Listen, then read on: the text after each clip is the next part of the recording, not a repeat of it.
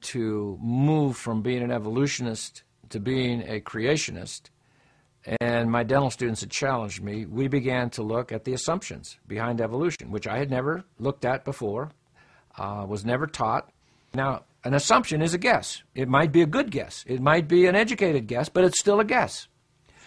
All right, so the first assumption behind evolution is that what they call spontaneous generation occurred. Now, all that is when they say spontaneous generation in this context, all that means is somehow dead chemicals came to life. There was no life, and then all of a sudden, in some sort of primordial ooze, here comes something that's alive and is somehow able to reproduce itself. That's called spontaneous generation. Now, evolutionist Kirkett says that's an assumption. Now, why is that an assumption? Well, because they can't make it happen. With all of the sophisticated laboratory equipment we have today, we have every kind of chemical you can think of. We have every kind of powerful computer. Okay, so on the campuses where I go, I'll say to the professors that are arguing against creation and for evolution, I'll say, okay, look, you've got those computers, you've got the laboratory equipment, you've got every chemical. Mix them up, make it come to life. That's all you have to do. Because evolution assumes that that happened at one time in the past. All right, now, that's probably the first major assumption, that dead things can come to life. The second major assumption they make is, most of them make, there may be a few that don't think this way, but most of them say, that only ever happened once. So now you have the dead chemicals, somehow they come, now they're alive, but it only happened once. Now, why would they say, and why would they assume, which they do, and that's how Kirkett words it, their second big assumption is, hey, it only happened once, life from dead chemicals. Now, why would they say that? Well, because it is the probability of that happening is zero.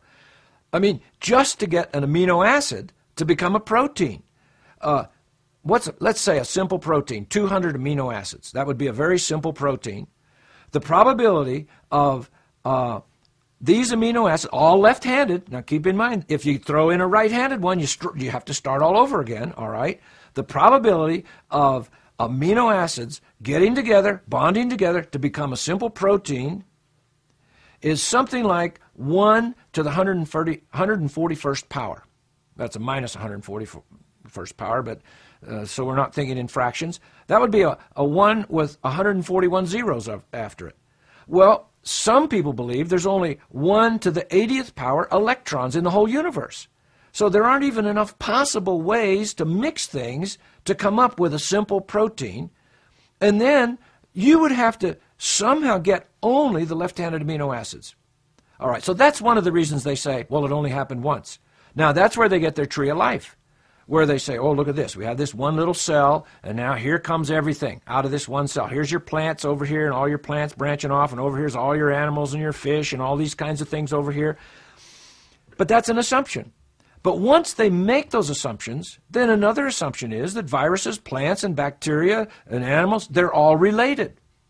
So, you look at your plant, and you say, well, Uncle Harry, how are you doing here? You see, because they're all related.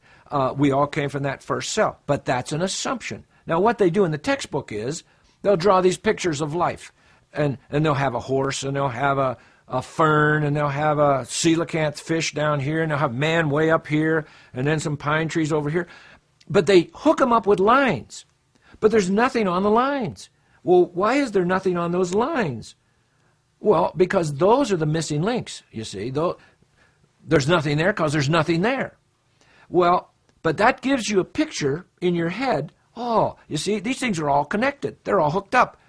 But it's really a fraudulent thing to do because there's nothing on those lines because there's nothing there.